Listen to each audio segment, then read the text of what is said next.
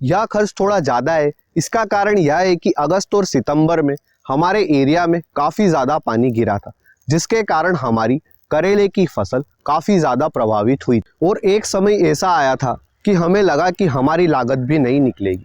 फिर हमने कुछ वाटर सोल्यूबल फर्टिलाइज़र और स्प्रे किए। नमस्कार किसान भाइयों, स्वागत है आपका एक बार फिर से हमारे YouTube चैनल क्रिएटिव किसान में।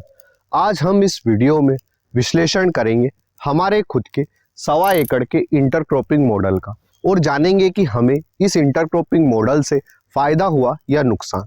इसके साथ ही वीडियो के अंत में मैं आपको यह भी बताऊंगा कि हमारा इस 1.25 एकड़ के इंटरक्रॉपिंग मॉडल में कितनी लागत आई, कितना उत्पादन हुआ, कितनी आमदनी हुई और हमें प्रॉफिट हुआ या नहीं। यह जानने के लिए वीडियो को अंत तक ज़रूर देखें। इस वीडियो में हम मुख्यतः इन 5 पॉइंट्स पर बात करेंगे। नंबर 1, 1.25 एकड़ के इस इंटरक्रॉपिंग मॉडल में हमने कौन कौन सी फसलों का चुनाव किया। नंबर 2, इन फसलों के लिए कौन से बीजों का चुनाव किया। नंबर 3, कितने एरिया में कौन सी फसलें लगाई और किस तरह से खेत का 100% यूटिलाइजेशन किया। नंबर 4, 1.25 एकड़ के इस इंटरक्रॉपिंग मॉडल में हमारी कितनी लागत आई, कितना उत्पादन हुआ, कितनी आमदनी हुई और हमें प्रॉफिट हुआ या नुकसान।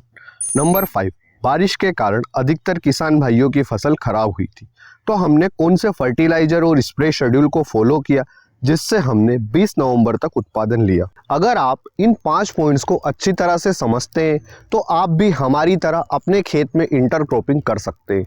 तो बिना अधिक समय नष्ट किए आते हैं हमारे पहले पॉइंट पर। हमने इस 1.25 एकड़ के इंटरक्रॉपिंग मॉडल के लिए कौन कौन सी फसलों का चुनाव किया और इनकी बुआई हमने कब करी।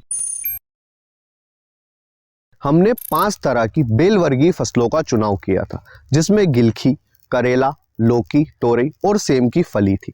चूंकि यह पांचों बेल वर्गीय फसलें हैं, इस कारण इनकी इंटरक्रॉपिंग करना संभव हो पाई। अब आपके मन में सवाल होगा कि 5 फसलें क्यों, 1.25 एकड़ में एक ही फसल क्यों नहीं। इंटरक्रॉपिंग के माध्यम से हम हमारी रिस्क कम करते हैं। कैसे, इसको आप कुछ इस तरह से समझिए। हमने 5 तरह की फसलें लगाई थी, जिसमें से तोरई की फसल से हमें कोई आमदनी नहीं हुई क्योंकि ज़्यादा बारिश से हमारी तोरई की फसल खराब हो गई थी। अब अगर हम 1.25 एकड़ में तोरई की फसल लगाते तो हमारा पूरा 1.25 एकड़ का नुकसान होता। इस तरह से हमने इंटरक्रॉपिंग के माध्यम से हमारी रिस्क कम की। इंटरक्रॉपिंग का दूसरा फायदा यह है कि जब आपकी 5 तरह की अलग अलग फसलें मंडी में जाती है तो आपको किसी फसल का मंडी भाव अच्छा मिलता है तो किसी का अच्छा नहीं मिलता। जैसे कि हमें करेले व लौकी का मंडी भाव काफ़ी अच्छा मिला, तो वहीं गिलखी का मंडी भाव हमें काफ़ी कम मिला। हमने इन फसलों की बुआई 30 जुलाई को खेत में की थी। वैसे हम हमारी प्लानिंग से 15 दिन लेट थे। हमने 15 जुलाई के आसपास प्लान किया था कि हम इन फसलों की बुआई करेंगे। आप इन फसलों की बुआई 1 जुलाई से 30 जुलाई के बीच में कर सकते हैं। इसके अलावा 15 जनवरी से 30 जनवरी के बीच भी आप इन फसलों की बुआई कर सकते हैं। हमने 1 जुलाई को ही खेत में बेड निर्माण कर लिया था। हमने बेड की चौड़ाई 2 फीट, बेड की बेड से दूरी 4 फीट और बेड की हाइट 14 इंच रखी। सिंचाई के लिए हमने ड्रिप इरिगेशन सिस्टम का उपयोग किया था।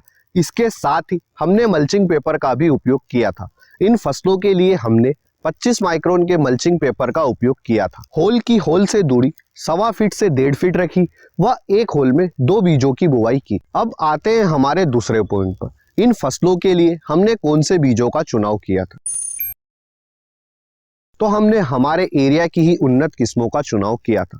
करेले के लिए हमने राशि नागेश के सीड्स लिए थे, गिलखी के लिए निर्मल 341 व तोरई के लिए निर्मल 22 के सीड्स लिए थे। इसके अलावा लौकी के लिए हमने महिको माही वरद के सीड्स का चुनाव किया था। आते हैं हमारे तीसरे पॉइंट पर, जो कि सबसे ज़्यादा इंटरेस्टिंग है।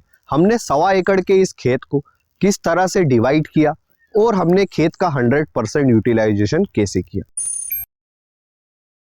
हमने 60% एरिया में करेले की फसल लगाई। इसका कारण यह था कि करेले का मंडी भाव अन्य फसलों की तुलना में ज़्यादा मिलता है। 20% एरिया में हमने गिलखी की फसल लगाई और बाकी बचे 20% एरिया में हमने तोरई की फसल लगाई। आप इसको इस एक इमेज के थ्रू भी समझ सकते हैं। जैसा कि आप देख सकते हैं कि हमने 60% एरिया में करेले की फसल लगाई है, 20% एरिया में गिलखी और 20% एरिया में लौकी। अब आप सोच रहे होंगे कि हमने लौकी और सेम के फसल लगाई या नहीं, तो हमने लौकी और सेम की फसल लगाई है, लेकिन वह 1.25 एकड़ से अलग है। हमने एक सीधी की सीधी रो ली है, जिसमें जैसा कि आप देख सकते हैं कि खेत के किनारे पूरी एक रो एंड तक लौकी की लगी हुई है और हमने लौकी की इन बेलों को नीचे की तरफ जो खाली पड़ी जगह हमारे किसी काम की नहीं थी वहां पर फैला दी। इस तरह से हमने खाली पड़ी जगह का भी 100% यूटिलाइजेशन किया। तो जो लौकी की बेलें हमारी फैली हुई है वह इस 1.25 एकड़ के खेत से अलग है। हमें भी नहीं पता था कि इस खाली पड़ी जगह से हमारी इतनी अच्छी आमदनी होगी। अब हमारी कितनी आमदनी हुई इसे हम चौथे पॉइंट में कवर करेंगे। इसी के साथ हमने खेत की बाउंड्री पर सेम के बीजों का रोपण किया। आप इस इमेज के थ्रू समझ सकते हैं कि हमने किस तरह से लौकी और सेम के बीजों की बुआई की थी। जैसा कि आप देख सकते हैं कि इन दो हिस्सों में हमने लौकी के बीज की बुआई की थी और बाकी बचे जो हमारी खेत की बाउंड्री है इन दो हिस्सों में हमने सेम के बीज लगाए थे। आते हैं हमारे चौथे पॉइंट पर। इस 1.25 एकड़ के खेत में हमारी कितनी लागत आई, कितना उत्पादन हुआ, कितनी आमदनी हुई, हमें प्रॉफिट हुआ या नहीं। हम सबसे पहले यह देखते हैं कि हमारा बीज का कितना खर्च आया। करेले के लिए हमें बीज की मात्रा लगी थी 1 किलो और राशि नागेश के 50 ग्राम के पैकेट की कीमत 380 रुपये। इस तरह हमारा करेले की फसल के लिए बीज का खर्च आया 7,600 रुपये। गिलकी की फसल के लिए हमें बीज की मात्रा लगी थी 400 ग्राम और निर्मल 341 के 50 ग्राम के पैकेट की कीमत 140 रुपये। इस तरह हमारा गिलकी की फसल में बीज का खर्च आया 1,120 रुपये। तोरई के लिए हमें बीज की मात्रा लगी थी 100 ग्राम और निर्मल 22 के 50 ग्राम के पैकेट की कीमत 330 रुपये। इस तरह हमारा तोरई के लिए बीज का खर्च आया था 660 रुपये। लौकी की फसल के लिए हमें बीज की मात्रा लगी थी 200 ग्राम और महिको माही व्रत के 50 ग्राम के पैकेट की कीमत 200 रुपये। इस तरह हमारा लौकी की फसल के लिए बीज का खर्च आया था 800 रुपये। सेम की फसल के लिए हमारा बीज का खर्च आया था 200 रुपये। इस तरह इन सभी फसलों के लिए हमारा बीज का खर्च आया 10,380 रुपये। हमने 25 माइक्रोन के मल्चिंग पेपर का उपयोग किया था, जिसका हमारा खर्च आया 10,000 रुपये व लेबर का खर्च आया था 1,500 रुपये। जैसा कि आप सभी किसान भाई जानते हैं कि हमने इन फसलों की बुआई के लिए बांस और तार से एक पूरा सेटअप तैयार किया था, जिसमें हमें GI वायर 12 नंबर 70 किलो लगा, जिसका हमारा खर्च आया था 4,410 रुपये व GI वायर 24 नंबर हमें 20 किलो लगा, जिसका खर्च आया था हमारा 1,340 रुपये।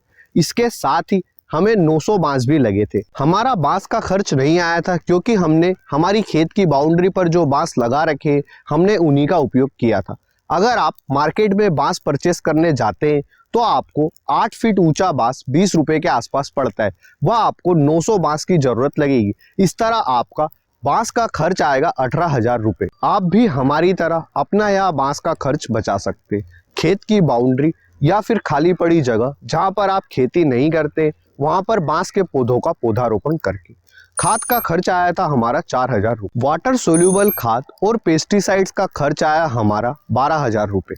अब यह खर्च थोड़ा ज़्यादा है। इसका कारण यह है कि अगस्त और सितंबर में हमारे एरिया में काफ़ी ज़्यादा पानी गिरा था, जिसके कारण हमारी करेले की फसल काफ़ी ज़्यादा प्रभावित हुई और एक समय ऐसा आया था कि हमें लगा कि हमारी लागत भी नहीं निकलेगी। फिर हमने कुछ वाटर सोल्यूबल फर्टिलाइज़र और स्प्रे किए, जिसके कारण हमने 20 नवंबर तक करेले की फसल से उत्पादन लिया। हमने ड्रिप के माध्यम से माइक्रो राजा प्लस ट्राइकोडर्मा प्लस यूमिक एसिड 95% चलाया व उसी दिन शाम के समय फसल पर सुमिटोमो टबाली प्लस फिप्रोनिल 40 और इमिडा क्लोरोपिड 40 के स्प्रे किए।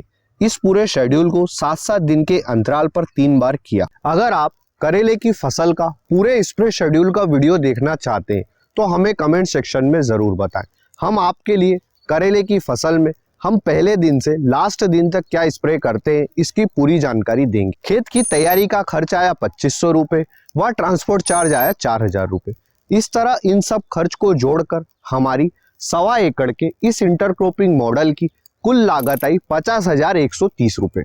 अब हम बात करते हैं कि हमें कौन सी फसल से कितना उत्पादन हुआ। हमारा गिलकी व करेले की फसल से 7 सितंबर से ही उत्पादन शुरू हो गया था व लौकी की फसल से 1 अक्टूबर से हमें उत्पादन मिलना शुरू हुआ और अभी भी हमें उत्पादन मिल रहा है। तोरई की फसल हमारी बारिश के कारण खराब हो गई थी।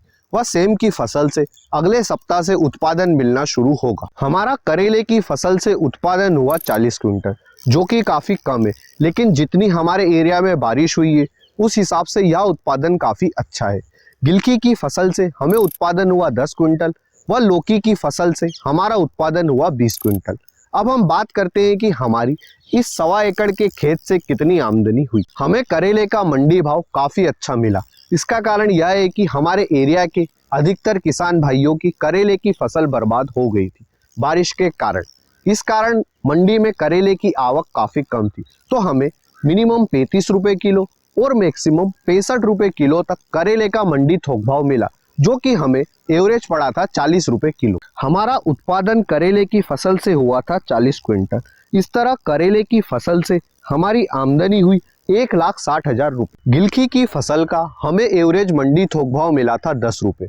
इस तरह हमारी गिलकी की फसल से आमदनी हुई 10,000 रुपये। लौकी की फसल का हमें एवरेज मंडी थोक भाव 20 रुपये किलो पड़ा था। इस तरह हमारी लौकी की फसल से आमदनी हुई 40,000 रुपये। इस तरह 1.25 एकड़ के इस इंटरक्रॉपिंग मॉडल से हमारी 5 महीनों में आमदनी हुई 2,10,000 रुपये। अब बात करते हैं कितना प्रॉफिट रहा और प्रॉफिट परसेंटेज क्या रहा। हमारा 1.25 एकड़ के इस इंटरक्रॉपिंग मॉडल से आमदनी हुई 2,10,000 रुपये व लागत आई थी 50,130 रुपये। इस तरह हमारा प्रॉफिट हुआ 1,59,870 रुपये और प्रॉफिट परसेंटेज रहा 318%। हमें लौकी की फसल से अभी भी उत्पादन मिल रहा है। हमारी फसल कुल 4 महीने तक चली और 1 महीने पहले हमने खेत की तैयारी कर दी थी। इस तरह हमारी समय साइकिल हुई थी 5 महीने, तो हमारा हर महीने प्रॉफिट हुआ 32,000 रुपये। अभी हमने तोरई की बेलें हटाकर उनकी जगह लौकी के बीजों की बुआई कर दी है, ताकि हमारे सेटअप और मल्चिंग पेपर का सदुपयोग हो सके और हमारा दोबारा इनका खर्चा ना आए। आप भी इस इंटरक्रॉपिंग मॉडल को जुलाई और जनवरी के महीने में लगा सकते हैं। अगर आपको इस वीडियो में दी गई जानकारी अच्छी लगी है तो वीडियो को लाइक और शेयर करें, और अभी तक हमारे चैनल को सब्सक्राइब नहीं किया है तो इसे सब्सक्राइब अवश्य करें। यह जो हमने आपको इस वीडियो में डेटा दिया है यह हमारा खुद का है। अगर आपके 1.25 एकड़ के इस इंटरक्रॉपिंग मॉडल से जुड़े कोई भी सवाल है तो आप हमें कमेंट सेक्शन में पूछ सकते हैं। हम हमारे हर किसान भाई की कमेंट पढ़ते हैं और कोशिश करते हैं कि उन्हें उनके सवालों के जवाब मिल जाए। धन्यवाद किसान भाइयों। जय जवान जय किसान।